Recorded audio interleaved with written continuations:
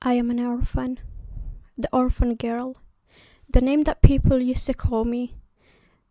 They thought I was nothing, useless, unintelligent. I had a vision, the vision that I shared with God, the all-knowing. I had to accept all the names and the labels because I didn't have a shoulder to cry. I had food to eat, a clothes to wear, and a shelter to stay. I needed an emotional support, love, guidance, and security.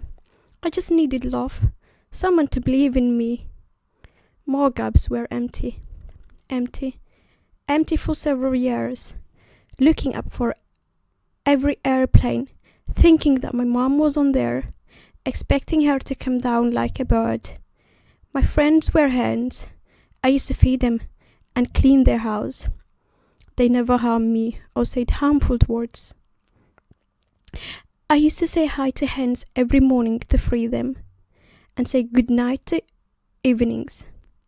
They were my happiness, seeing how they protect their eggs and their chicks. But one day, God answered all my prayers, and I wish all the orphans to have patience and pray. Their prayer will be answered. I love all orphans. You are my family.